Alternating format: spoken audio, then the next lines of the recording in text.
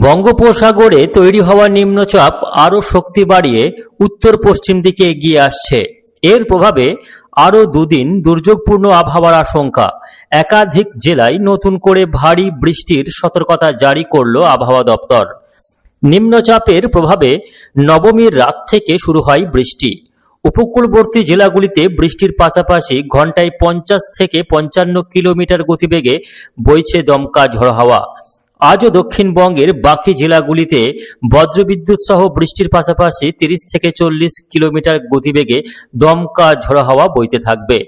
এই মুহূর্তে উত্তর বঙ্গোপসাগর উত্তাল রয়েছে, যার ফলে মৎস্যজীবীদের আগামী দুদিন সমুদ্র যাত্রার ক্ষেত্রে কড়া নিষেধাজ্ঞা জারি করা হয়েছে। এই মুহূর্তে আবহাওয়া দপ্তরের গুরুত্বপূর্ণ খবর। নিম্নচাপের প্রভাবে আজও দিনভর দুর্যোগপূর্ণ আবহাওয়ার আশঙ্কা রয়েছে। আজও বাংলার মোট 12টি জেলাতে ভারী বৃষ্টির সতর্কতা জারি করেছে আবহাওয়া দপ্তর। তো এই মুহূর্তে দেখা যাচ্ছে যে পশ্চিমবঙ্গ সহ বাংলাদেশ, বিহার, ঝাড়খণ্ড, উড়িষ্যা, তার পাশাপাশি দেখা যাচ্ছে উত্তরপ্রদেশ সহ মধ্য ভারতের একটা বড় এলাকা জুড়ে আকাশ কিন্তু মেঘাচ্ছন্ন রয়েছে। আজকেও সারাদিন আকাশ মেঘলা থাকবে এবং বিভিন্ন জেলাতে বিক্ষিপ্তভাবে হালকা মাঝারির সঙ্গে ভারী বৃষ্টি কিন্তু চলতে থাকবে। প্রথমেই দেখে নেব এই মুহূর্তে নিম্নচাপটি কোথায় অবস্থান করছে।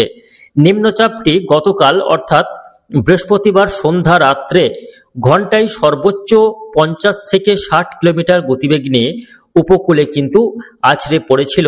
উড়িষ্যার পুরী সংলগ্ন এলাকা দিয়ে নিম্নচাপটি ভূভাগে প্রবেশ করে, যার প্রভাবে গতকাল সন্ধ্যা রাত্রে উড়িষ্যা এবং সংলগ্ন অন্ধ্রপ্রদেশের উপকূলবর্তী এলাকায় ঘন্টায় ঝাপটা মোড়ে 70 থেকে 75 কিলোমিটার গতিবেগে কিন্তু ব্যাপক দমকা ঝড়ো হাওয়া চলে এবং অতি ভারী বৃষ্টি কিন্তু হয়েছে উড়িষ্যা উপকূলবর্তী এলাকাগুলিতে।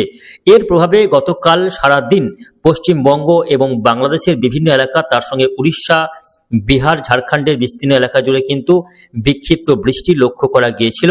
আজকে শুক্রবারেও বিভিন্ন জেলাতে বৃষ্টি রয়েছে। মোট 12টি জেলাতে আজকে ভারী বৃষ্টির সতর্কবার্তা জারি করেছে আবহাওয়া দপ্তর।